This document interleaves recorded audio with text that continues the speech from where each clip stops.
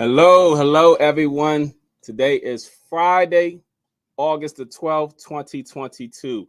Welcome to episode 23 of Real Estate, Real Life, Real Talk, and Real Live with Damon, the agent. I appreciate all of you all joining me today. Got a few things I want to talk about. And you all know I always begin my show with the wonderful world of real estate. So let's get into it. Today's topic is waiting on the prices to drop. Okay.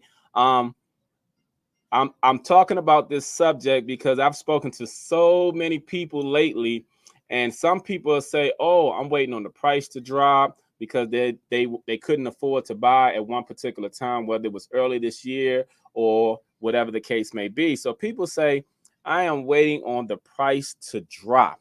And to me, that is mind-boggling to me because during your entire life, when have you ever known prices to drop?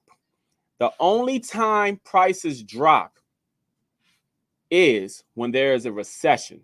So basically, when people say that they're waiting on the price to drop, they basically saying they're waiting on a recession. Because if you think about it, over time, over your entire life, prices haven't dropped in anything. Gas have gone up, food has gone up, rent has gone up, clothing has gone up, housing has gone up. So when people say I'm waiting on the price to drop, the prices to drop, they're going to be waiting forever. Realistically is meaning, like, for example, if there are some houses on the market and those houses are substantially overpriced, those prices may drop. But the reality is real estate always continues to go up. That's why people gain equity. If you look at right now, this is 2022. 5 years ago, houses were much cheaper. 10 years ago, houses were much cheaper. And 5 years from now, houses will be more valuable with more equity. The reason being is you buy real estate and wait. You don't wait to buy. So there are many ways of getting around buying things. Like, for example, if people feel like they can't afford a house, you always have to take this into consideration. Right now, the interest rate has gone up over the past couple of months. Right now, I believe it's 6%. I think back in March, it might have been 2%. It's gone back up because at that particular time we were living where that wasn't really the norm. And because that wasn't the norm, what they've been trying to do is correct everything and push things back to normalcy. So where things are normal at. But some people, they're so used to, once they get a taste of being spoiled, they want to be spoiled forever. But sometimes wanting to be spoiled and what reality is are two different things. So when I say that you buy real estate and then you wait. You don't wait to buy real estate. And there's ways to buy real estate. That's why you see people who can buy $1 million homes and you wonder how can they afford it. You see people who buy in all price points of home. Like, for example, whether it's 250, 500, 750 or $1 million. People who are buying, let's say $1 million, they're not waiting to buy. They're buying and then wait. But see, there's a strategy that's always involved when it pertains to purchasing real estate. And a lot of times, some people do not know what the strategy is. Yes, you want to look at the price of the house. But here's another thing when people say they're waiting for prices to drop. It's not about the price of the house. It's about your mortgage payment, people. You know what I'm saying? Do you know you can be approved for, let's say, 500,000 and your cousin can be approved for, let's say, 500,000 and you two can pay two totally different mortgage amount? Did you know that? The reason being is there are many variable factors. Just like we all have DNA in our skin, there's a mortgage and there's a credit analysis DNA that everyone has individually. So with that being said, for example, let me explain something to you all. Depends on what type of loan you use, whether it's a FHA, conventional, VA, or even a jumbo loan. It depends on your interest rate. That plays a huge factor. It also depends on your credit score and also how much money you put down. All of these things are going to determine how much your mortgage payment is going to be. Because the truth be told, it's about the affordability. There are some people who own $1 million homes and they're paying around, let's say, 4,500 to 5,000 a month. And there's some people who own, let's say, a $7,000 home and they're paying around $4,000 a month. And there's a price, it's a huge price difference. But people are so focused on the price of houses and they're not focused on their mortgage payment.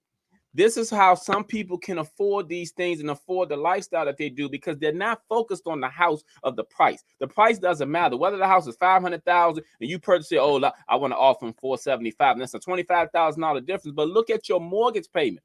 That is going to be the key as far as the affordability for you. So people are so distracted by the price that they miss the point is about the monthly payments. So when people say they're waiting for prices to drop, they're focused on the wrong thing. They need to be focused on their mortgage payment, the interest rate, you know what I'm saying? How much they can afford. Because again, you buy real estate and then you wait. That's how you build equity. You don't wait to buy real estate, because going back to when the recession back in 2008, let me hit y'all with some facts. In DC, prices didn't drop in DC when we had that recession. In New York, prices didn't drop when we had the recession. Yes, prices dropped in certain areas of the country, but understand that housing and real estate coincides with the economy. See, some areas in the country, when it pertains to, let's say, if the farming was doing pretty bad in Kansas or Missouri or Wyoming, of course, prices are going to drop and everything. But in major cities, especially where the government has a lot of jobs and stuff like that, like in DC, New York, certain parts of LA and Texas and everything, the prices did not drop in some areas. That's why real estate is always local. Keep that in mind too. Real estate is always local. So when you're listening to the news media and the news media is telling you what's going on, they're speaking for the country as a whole. They're not speaking for always locally. And then even when you have the stations who are talking about some parts locally, they're talking about some parts locally. Like, for example, I'm in the DC, Maryland, Virginia area. They may talk about certain parts of Montgomery County, but certain parts of Montgomery County does not apply to, let's say, Charles County. Certain parts of Charles County does not apply to, let's say, Fairfax County. Certain parts of Fairfax County does not apply to, let's say, DC. So real estate is always local. So people need to really take into consideration so many veritable factors. And that's why sometimes, you know, when we got the internet and we have a lot of information, but sometimes people don't know how to apply the information.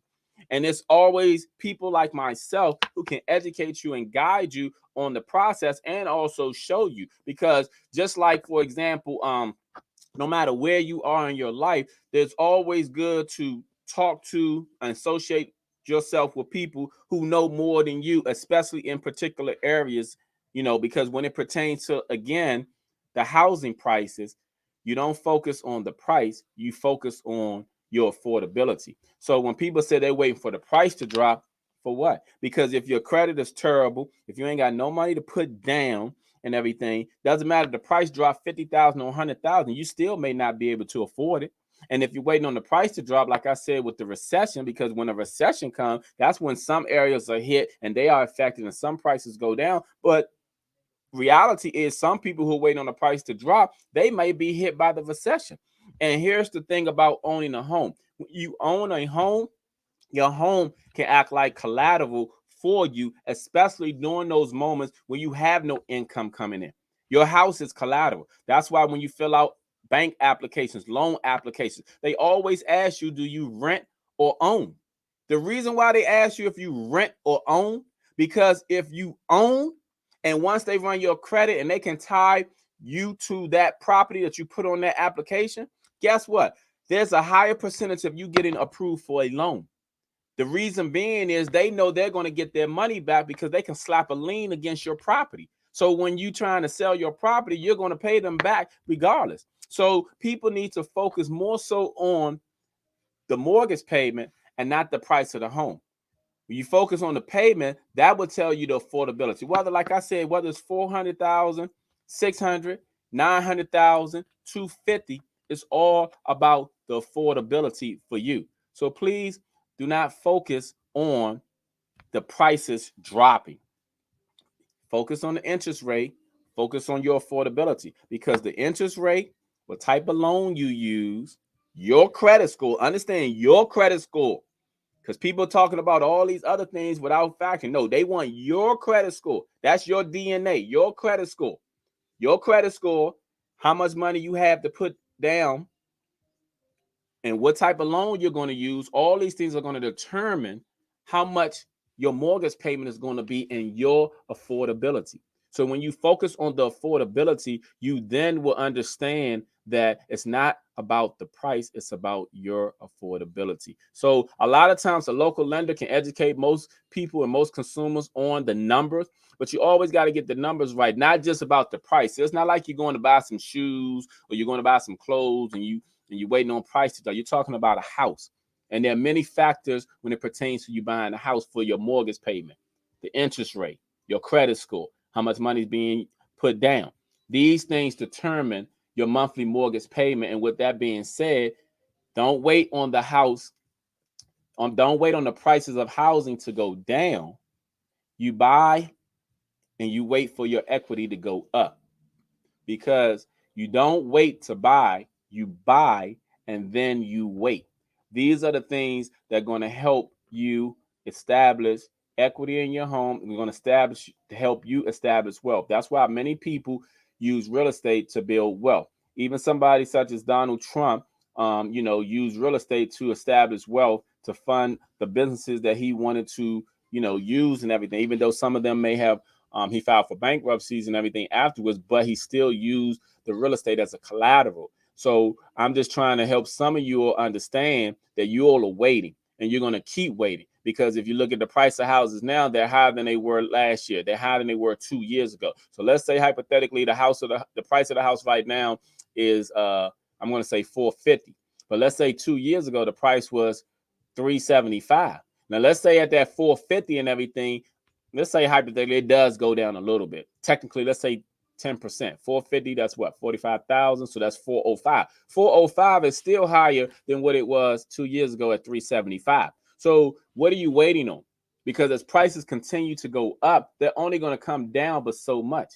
So the key is to look at your monthly mortgage payments, because that is the key. It's not the price of the house. Yes, that plays a factor. I'm not saying, oh, if you can only afford $300,000, go look at $1 million home. No, I'm saying that you're waiting on prices to drop down because someone has said, oh, the housing market is going to crash. You know what I'm saying? We're going to crash, But they're not telling you that the housing market coincides with the economy. So if the housing market is going to crash, that means we got a recession coming.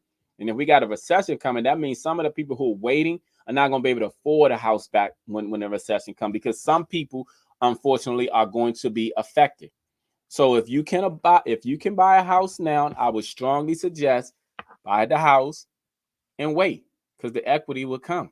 And then once you build the equity, you can pull equity to do what you want. And like I said, if a person unfortunately does go through a recession, then the house is used as collateral. And the house a lot of times is saving grace for so many people out there. So I hope that some of you understood what I was saying when I was talking about those who are looking for prices to drop. You're waiting for prices to drop. If you're waiting, you're going to keep waiting. Unfortunately, they're not going to drop that much, if they drop at all. Trust and believe. Like I said, last time prices dropped was during the recession in 2008, when the housing market crashed.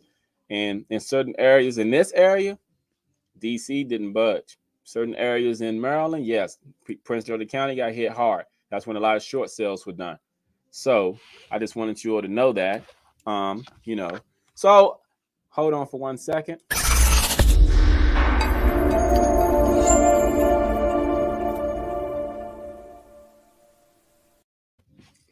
So I have a guest coming up soon. This guy that's coming up, he is the operator and owner of 637 Trucking. And let me tell you something about this guy. I've known this guy since elementary school. We go way, way back. This is my buddy. I'm gonna say his government name. You know what I'm saying? His government name is DeWitt Kingsbury. You know what I'm saying? On Instagram, he goes by Asiatic. So if you're on Instagram, follow him on Asiatic. But this is my buddy. He you know what I'm saying? We go back. So I'm gonna bring him on so we can talk a little bit. But he's our owner and operator of 637 Trucking. For those of you who are looking to get into trucking, for those of you who want to know how to get started, he's going to answer some of these questions for you all. So hold on for one quick second.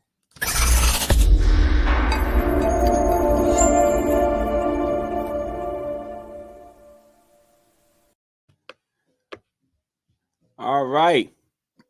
DeWitt, are you there? I see you a little bit, but I don't see you. Your mic is not on. I swear, people come over here be having technical issues. DeWitt. Hold on, y'all. I'm trying to see what's going on with him. I don't know what's going on with him. Hold on. Hold on, y'all. Always gotta help people out. All right, he went up. Damon, hold on. I'm here, but I'm getting my truck worked on. I'm in the shop right now, and he's telling me something about the truck. Just hold tight. Keep going. I'm gonna come on. I'm gonna come on. Let me finish what I'm doing. Okay. All right, man. Come on. We waiting on you. Yeah. Okay. We waiting on you. Okay. Yeah, I can hear you. I can hear you. Hold on. Let me step off. Hold on. Yeah, I can hear you. I can hear you. So yeah, I can hear you. So I'm live on my podcast. Yes, I can hear you. I'm live on the podcast. So yes, can you hear me? Yeah, I'm gonna call in a minute. Give me a minute, yeah, step to the side and everything away from the shop, okay? All right, call in now. Call in now. All right.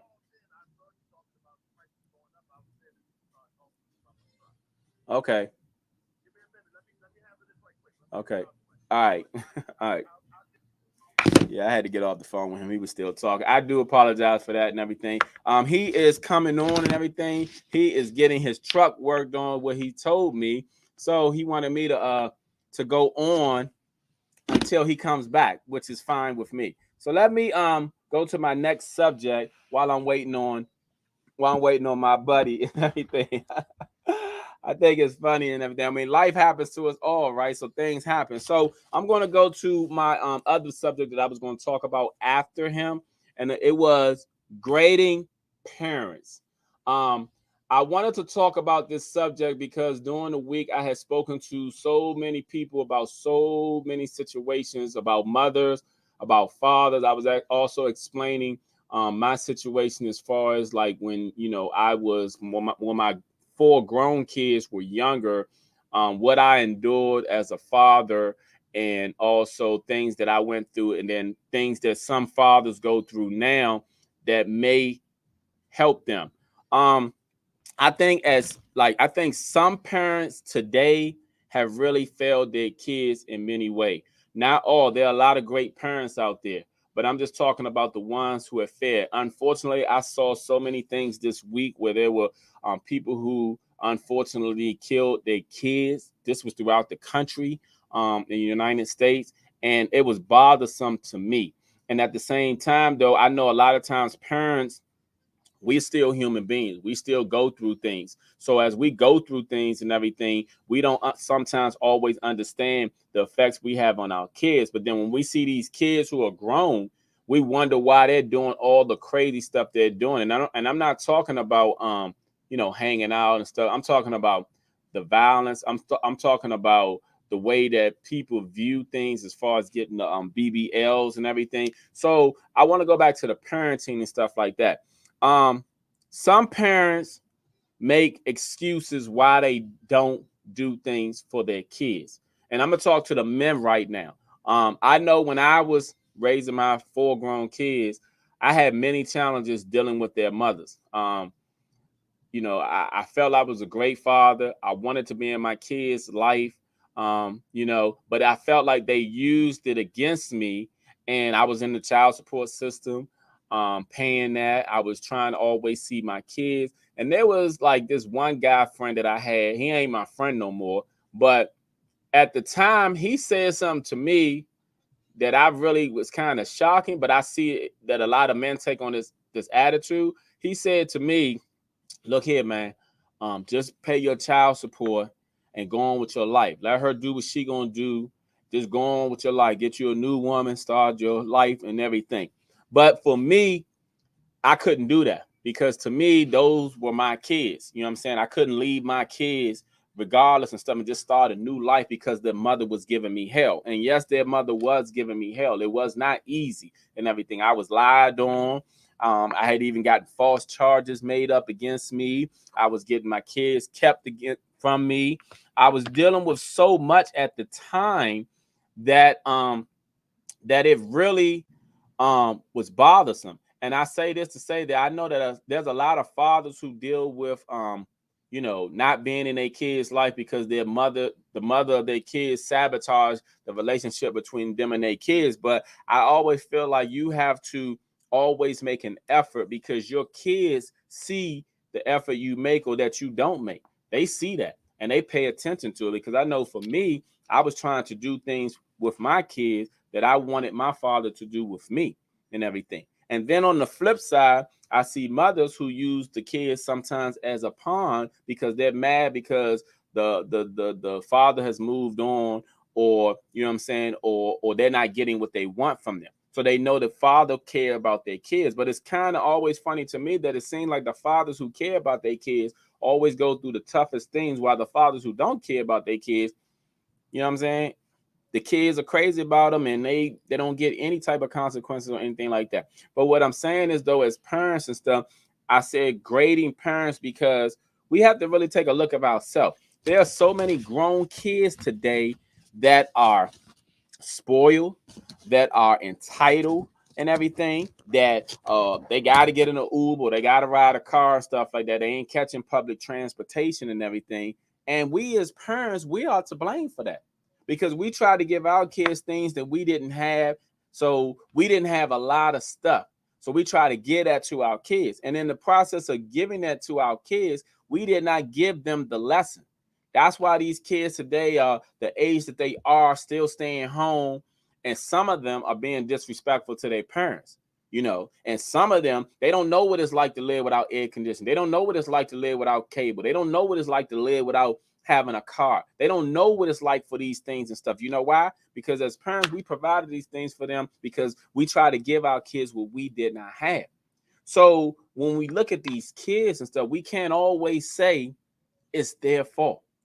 Some of it is our fault. But I'm going to get back to that because I got the owner and operator of 637 Trucking on. So hold on for 1 second while I get them.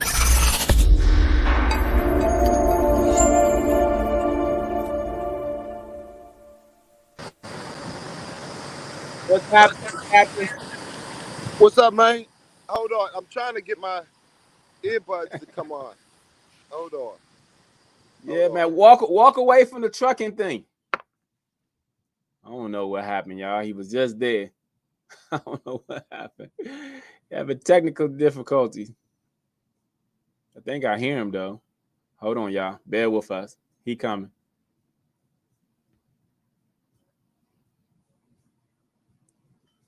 Hold on, y'all. Please bear with us. So, all right, there you go. There you go. I'm trying to get my earbuds to work. Take the earbuds out. Take the No, earbuds because out. I'm outside. I'm outside because I'm at the shop getting it. I can't hardly hear you. Can you hear You me? can't. I can hear you. You Yeah, can't let hear me step me. over here. What's Yeah. going on, man? What's going on, man? Where you at? I am in Richmond, Virginia, getting my truck worked on, getting some of my work done in my truck. Okay, so you locally, you on the East Coast. So everybody, this is my buddy DeWitt Kingsbury. He go by the name of Asiatic. You know what I'm saying? We go back to elementary school. I grew up with him. 1970 plus. You know what Man, I'm you telling your age, man. Look, I'm gonna be forever young. You feel me? saying? Forever young and everything. But you in this trucking life, you in this truck life. So I wanted you to come on here and talk about you know what I'm saying? Like, what made you get started in trucking? Because I see a lot of women nowadays who are doing trucking. So what made you get started? And then for those out there who would like to get started, how could they go about getting started in the trucking business? Well, I started trucking. I got my CDL back in 2009, right after the stock market or the housing crash back in 2008. Uh-huh. Prior to that, I was working with kids, but the market was changing, because that was a big shift for everybody during that Right. time. Right. And I was just looking for, to continue making money, new ways to Right. continue making money, changing up what I know, just Okay. reinventing myself. So Okay. I wound up getting my CDL. I went to a driving school in Texas. It's called, the school itself was called Driver Solution. It's a 4-week crash course. When you're done, they already have a job lined up for you. You go Oh, with okay. that company. You have to drive for a year. Once you drive for a year, you fulfill your contract because they'll pay for your school. Because the school was like about 7-8 grand. Anyway, so I start driving for them. You learn the highway. Uh, learn how to back, learn how to drive. You're driving under different conditions: snow, rain, wind, mountains, all of that jazz. Um, from there, because I've been driving for 14 years now.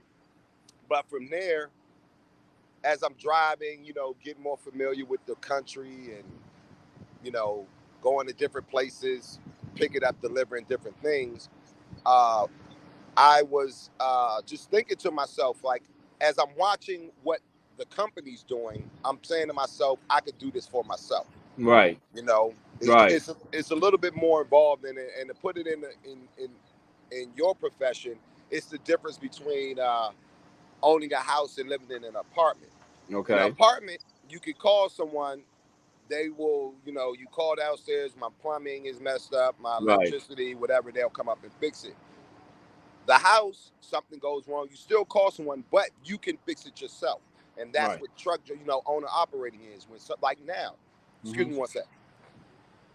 When something goes wrong, Mm-hmm. I have to pay for it to get fixed. And it's time consuming, but you fix it, you move on, you pick up, deliver the next load, and it pays for itself, so to speak.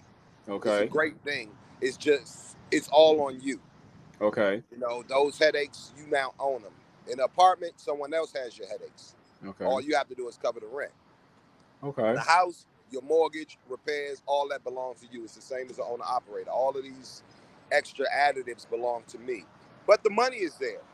Mm-hmm. It's you have the drive and the wherewithal to withstand it and not give up. If you put the time and effort into it, it can get done. You know what I mean?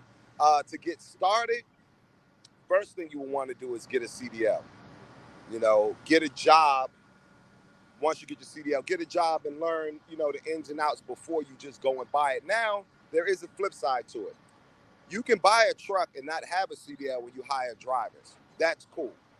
But the thing about that is, until you hire drivers, that truck is sitting there and isn't making any money. So it's Right. best that you know how to drive that truck to let it start making money for you until you can find someone to hire, and get behind the wheel, and then you can go off because it's a great uh, first income and a great secondary income.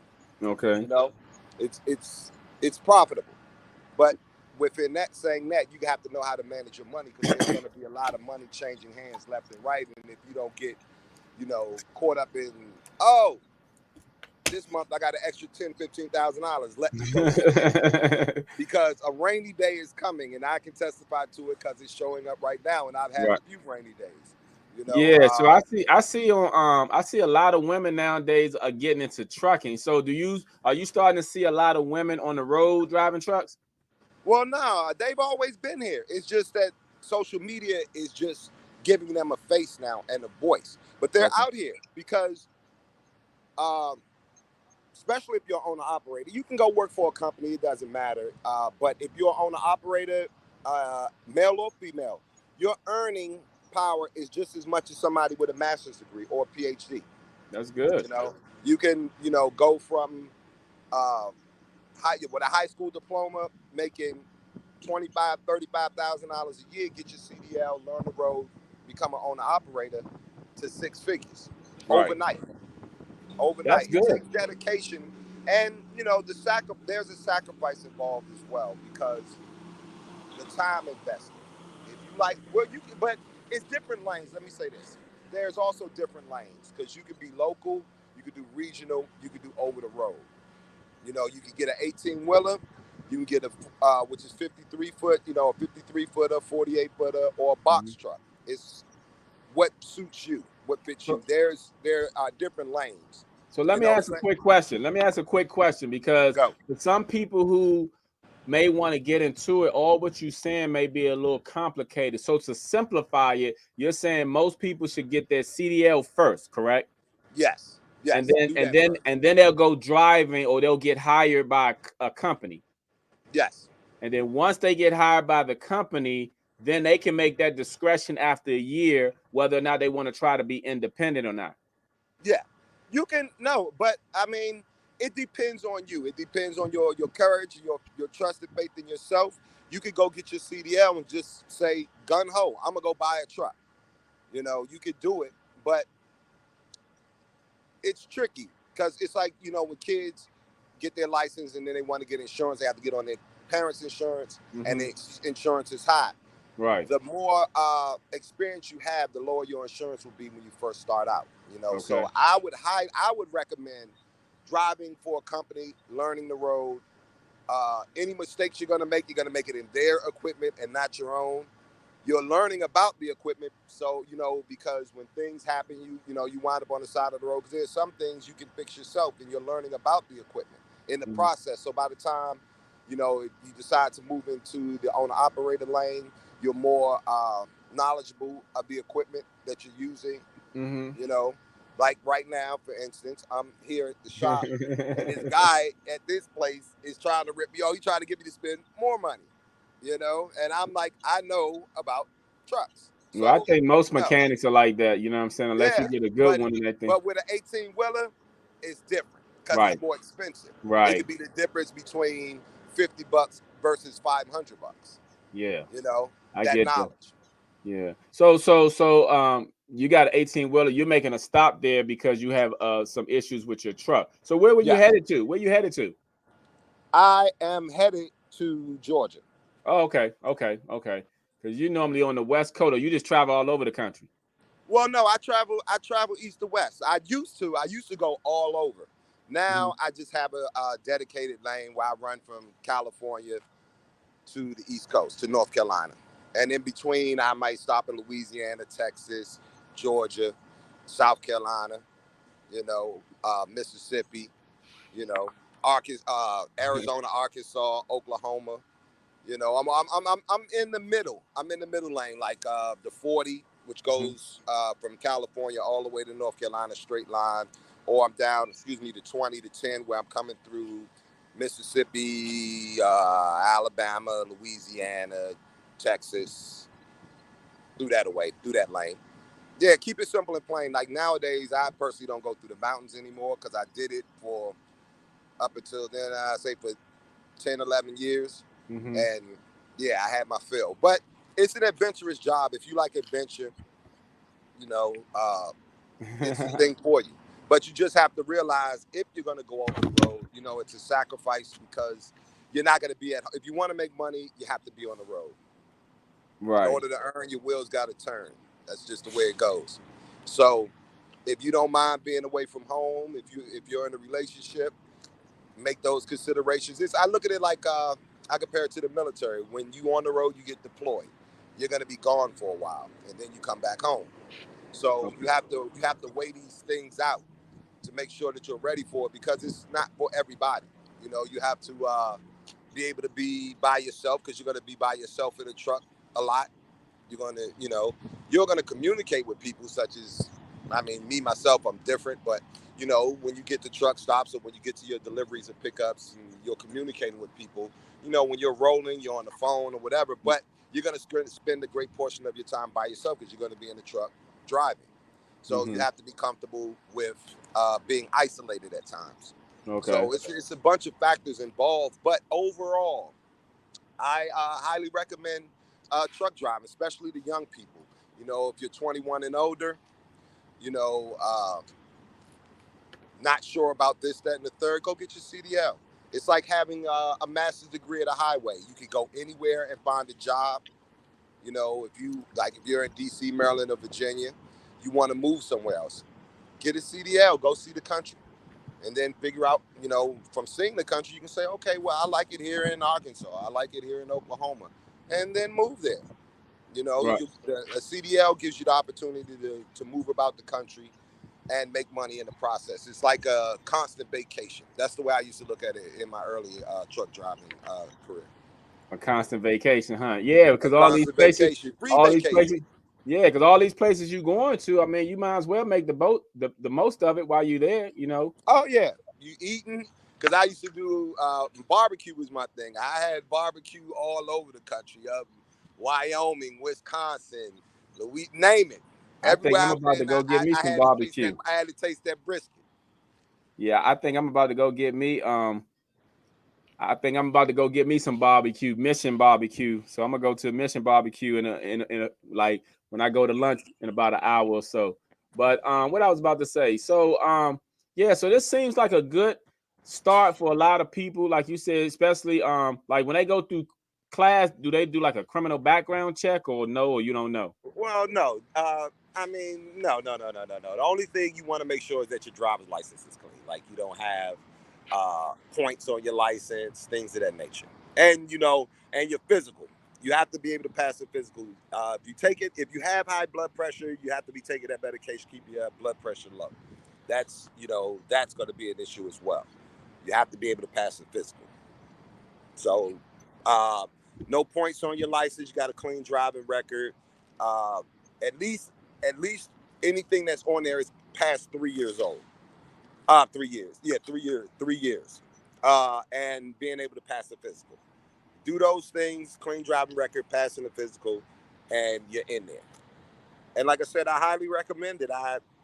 If you're tired of, whatever you're doing, you're tired of being in the office and your pay isn't going anywhere, truck drive. So let me ask another question. So you gave a school or something. Where was that school located at? This school was in Fort Worth, Texas. Driver's Solution. So what But they about have somebody on the East Coast who's not in Texas? Where can they go? no, they have other facilities. I just happened that was the closest one to me at the time. Okay. So what would Yeah. they have to Google to find out? Driver Solution. Just look up Driver Solution. Google Driver Solution. Also, now that you mentioned that, do not go work for a company that they'll give you your CDL, because they have companies out there that Mm-hmm. will hire you and Mm-hmm. they will give you your CDL. Do not go to don't I don't recommend those places. And being in DC, Maryland, and Virginia, and especially DC, I'm pretty sure that they offer some kind of free course that'll teach you how to drive a truck. I'm pretty sure there's a program in the city about it, and you can Okay. learn to drive a truck for free. You can learn to drive a truck for free. They'll teach you. As they have, because in California they have them. So I know DC has programs, government-funded CDL programs, and they'll cover the cost. Those might take a little longer, Okay. but it's free. So if you Okay. have a job and while you're working, you can learn, acquire your CDL that way. That way you can still have money coming in. Because if you go off to Driver Solution, you have to be there for a month. Okay. So, so you have whatever you have, you might have to, whatever you got going on, you might have to put it on pause and then, go get your CDL and, see it from there, But like I said, I highly recommend it. It changed my life, Well, I can tell because you my always on income the went up. go. Yeah, 14 years, everything changed. Your whole financial situation changes. It's a beautiful thing. That's good, man. That's good. So, I'm just trying to think of any other questions that I know that people will want to ask. Hold on for 1 second. Let me see if I got any questions right here. So, like for example, when there's holidays, are you off on holidays or like? I mean, you're not. I work for myself, but they're, But you what know, about if people work for somebody else? Are they off on holidays? it depends if if it's 9 to 5, if you go to work and come home, probably. But if you're over the road, if you're on the road and you don't have to be, you can take it off. But if you're on the road and Christmas happens, because just say this past Thanksgiving, I was on the road. Oh wow. You know, because people still need things. You know, the world don't stop. You know, like that. That's holidays. But if you work for a company, you still get the benefits of, say, if you're on the road, holiday pay or whatever the case may be. You know, because Right. I just being an owner operator, I deal with brokers. So if I just happen to be moving freight, and it's a holiday, I will, I'll ask for more money for the load. So say, you know, the load is paying whatever it's paying. I'll be like, well, since it's Thanksgiving and I'm going to be out here, I need an extra 2,500. And Right. we'll start the bargaining there. They say, nah, man, I can't do it. I'll give you 2,000. I was like, nah. But then I'll give. It's too cheap. What we do? You know what I'm saying? You Right. got to buy Right. a big turkey. So Right. I'm with that. I mean, once I got into the workforce itself, but definitely when I started driving, you know, holidays and things like that went out the window. It's about Right. getting paid, getting some money, growing, building, and all of that jazz, you know.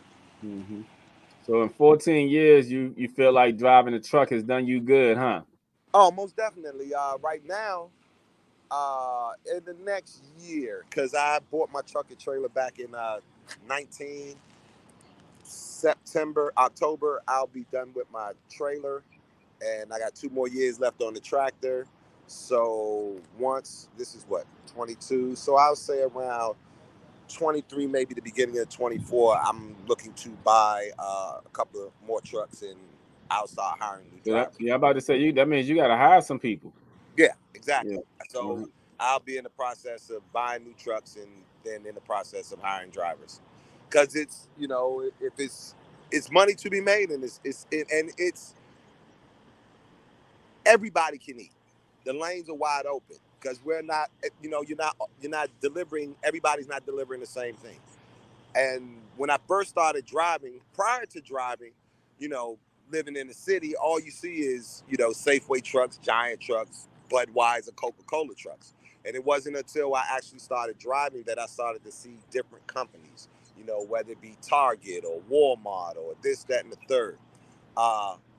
And then, you know, people such as myself, owner operators who own their own companies. And in each one of these trucks, and there are thousands, tens of thousands of trucks, each one of them is carrying something different.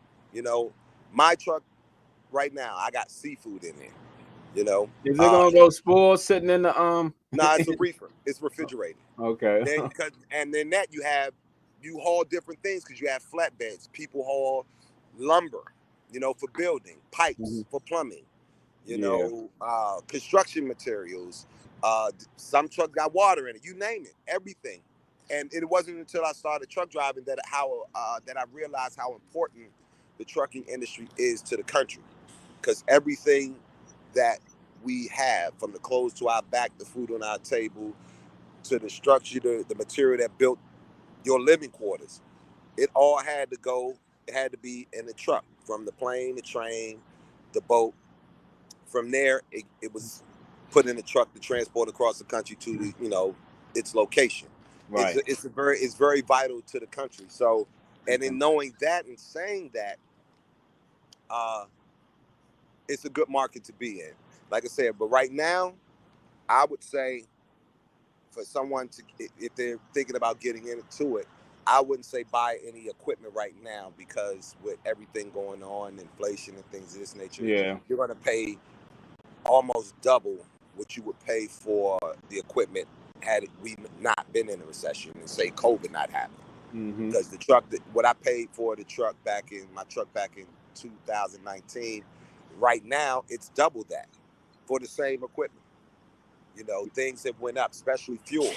My fuel cost per month is double, but the money is there. You just, with owning a business, it's like anything. You know, Yeah. you You have your gotta spend moments when money to you're make up. money.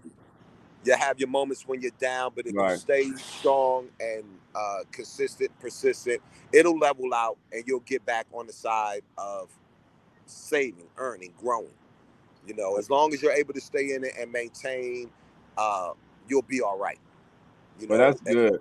yeah.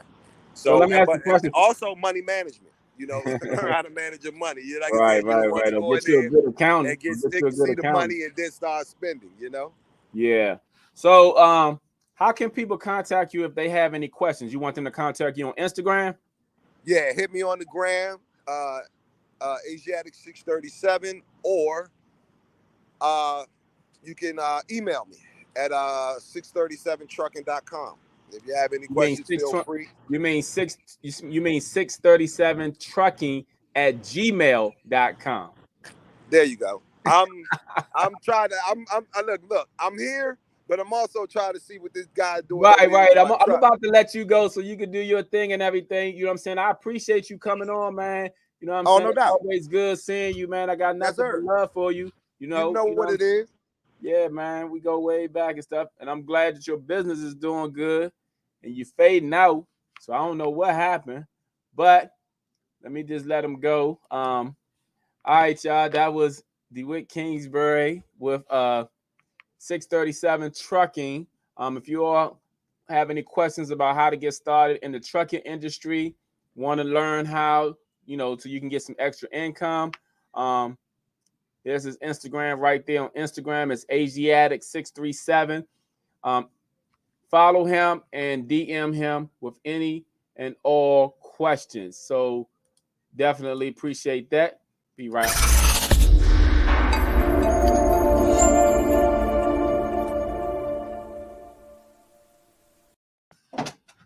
All right, now, and I am back. That was my good buddy DeWitt. I grew up with him. We go way, way, way back.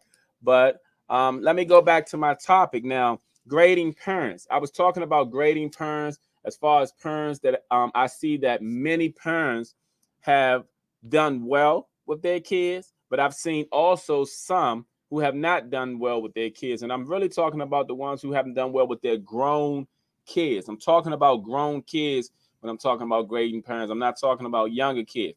I'm just saying in so many ways, I see that kids are growing up today, being spoiled, entitled, and they're being enabled by a lot of parents. I also see a lot of mothers who enable their grown sons. I've had spoken to a lot of people that I know close to my age, and they got grown kids, and they got a lot of complaints about these grown kids. But like I've told them, and I'm gonna tell some of you all, some of it is your fault. Because here's the thing, I understand. Like one lady told me, her son didn't grow up with his father. She did the best she could and stuff like that. And I'm like, yeah, that's true. But what you got to do is when your grown kids are not doing things that you want them to do or should do, you got to make it uncomfortable for them.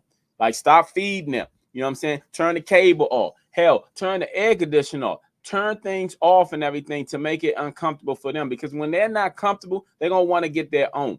And the problem is so many parents have made things so comfortable for so long that the grown kids who are disrespectful and who aren't doing anything with themselves, they feel entitled.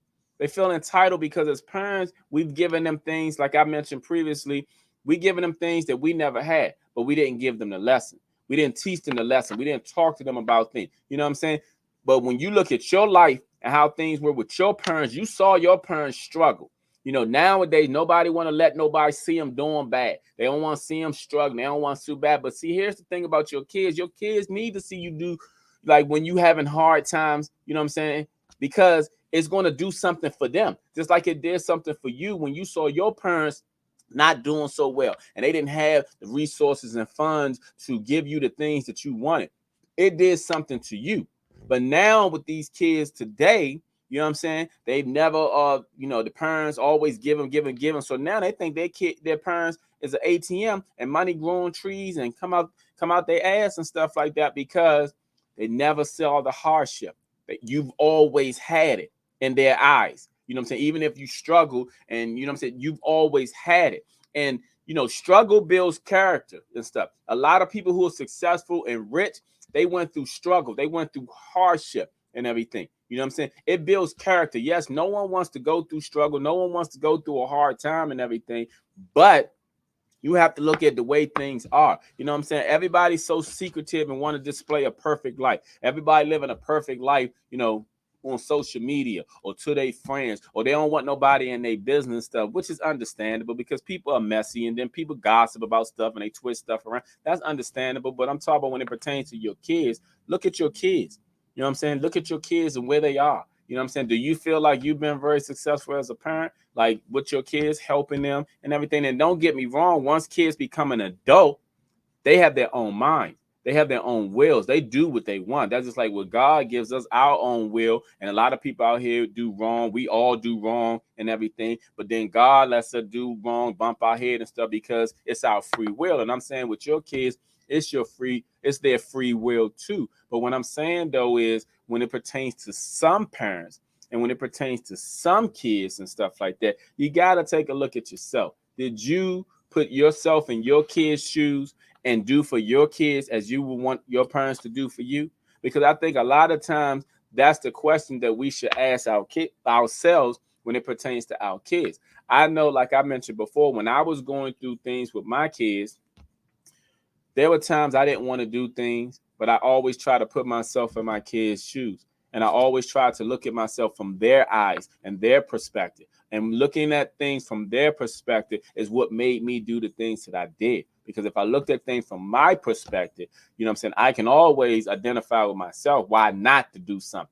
Just like I know some fathers who don't go get their kids because the mother's giving them hell and everything. So they'll figure, oh, well, you know what? The mother, I sent the mother $300. So, you know, and then when they speak to their son, yeah, I sent your mother the money for them shoes and stuff. But the shoes alone cost $300. You ain't fed the kid. You ain't do nothing but put yourself in your kid's shoes. If you can do it, do it. Because children's first 18 years of their life develops the foundation for the rest of their life. And it also develops y'all relationship too. So even though you might feel the struggle with their mother and what you go through, you know what I'm saying, as far as the adversity, the hardship, the lying, the manipulation, the vindictive behavior and stuff like that, you know what I'm saying? Your kids. You gotta look at things for your kids, parents, from your kids' eyes. You know what I'm saying? It ain't always about you. You know, even when the kids are grown, we still, as parents, we still worry about our kids. We still think about our kids. We still want to do for our kids. But some of these grown kids and stuff, they're out of control. They have no respect. They spoil. They're entitled. So as a parent, where would you grade yourself? You know, when I look at myself and everything, I give myself like a B minus. I feel like there's a lot of things I could have done, but there's also a lot of things I did do beyond the scene that my kids never saw me do. You know what I'm saying? I might give myself a B plus. You know what I'm saying? But I think I did a lot of things that were above average. You know what I'm saying? So, but I feel like in the back of my mind, sometimes I always wonder, could I've done more? You know, but I know I did the best that I could. So, did you, as a parent, do the best that you could with your situations and your circumstances and your children? Because it'll show in the relationship and love they display to you and what they give you. And then also you got to ask yourself, parents, especially those parents who are still enabling these grown kids. When Mother's Day come around, Father's Day, Valentine's Day, Christmas, and your birthday, do your kids show you appreciation? What they give you? Or do they send you a text? Merry Christmas or Happy Birthday? Do they just send you a text or do they show you that they really value what you've done for them? You know, you got to look at your kids then. If they only send you a text and they ain't doing nothing for you, you need to cut them off because it comes a point in time in their life. One day, as parents, we're not going to be here for our children. How are they going to live life then? You need to start doing that for some of those who, as parents, you've done all that you can. You've given all that you can, and you've got nothing in return. And now your grown kids give you their tail to kiss. Do a self-evaluation and grading of yourself, and only you know. Nobody know, and nobody can judge you on what type of parent you are or was to your children. Grade yourself. But I know some parents have done extremely well because there's a lot of great young people out there who are doing great things.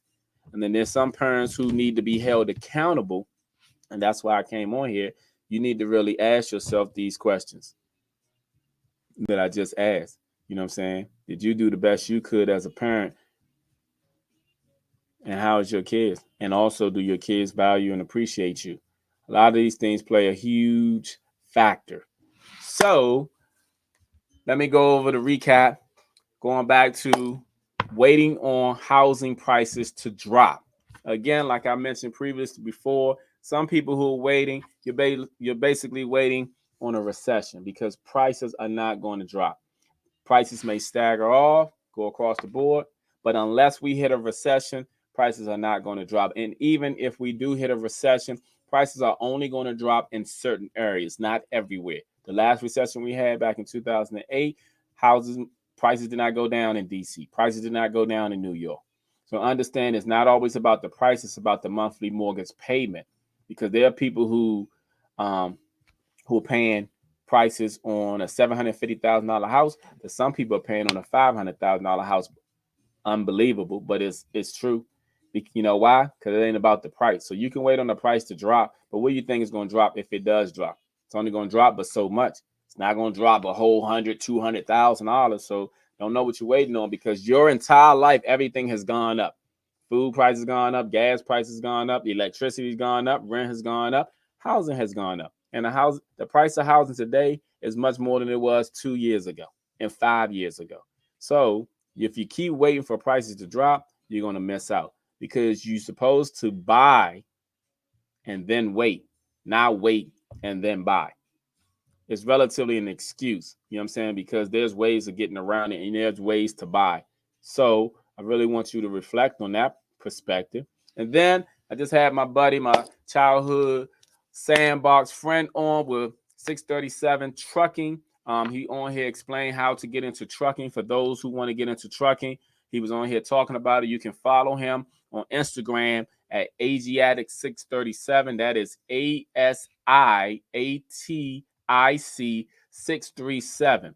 You can DM him or follow him. He'll gladly answer any and all questions when it pertains to how to get started in the trucking industry for those who want to make some money on the side, or who want to just start a new career, make a lot of money. I'm starting to see a lot of women who are driving trucks. He said they've always been there, but the social media has now given them a platform where they're being seen. But I see a lot of them driving. So, and I know somebody who I think she moved to Tennessee, and she does trucking now too. So I know it's very good and very popular and stuff. So I just think that, you know what I'm saying, it would be good for him to come on and talk about the trucking industry. And I just finished it up with grading parents. You as a parent and stuff, where would you grade yourself when it pertains to your kids? I'm talking about grown kids. I ain't talking about the little kids because they still going up. As a parent, did you do the best that you could? Were you one of those parents that manipulated a lot of stuff? Were you mad because the other parent wasn't involved, so you chose not to go see your kids, or you chose to keep your kid away from the other parent? And you as a parent, those who have the grown kids who are staying with them and everything, you know what I'm saying? Are you enabling these grown kids? Do they respect you? You know what I'm saying? Do they help out? Or do you just keep enabling them and then wonder why they don't do anything? And you're not looking at yourself as a parent that you're enabling them, and you're probably part of the reason that they're not doing or progressing in life the way that they should. But again, you as a parent only know what you did, whether you did your best or whether you just, you know what I'm saying, were mediocre. But that's between you, your children, and God, you know what I'm saying? But at the same time, though, we all must be held accountable at some point in time. So I just wanted to talk about that. And I always thank you all for coming on my show, which is every Friday at 12 noon.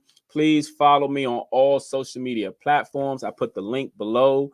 That is YouTube, Facebook, LinkedIn, Twitter, Instagram, and also I added TikTok on there. Please follow me, y'all. I really appreciate you all. I pray that you all have a great weekend. I thank you again for coming on to the show. And I am going to see you all very, very soon, which is next Friday at 12 noon. Thank you all again. Have a great day.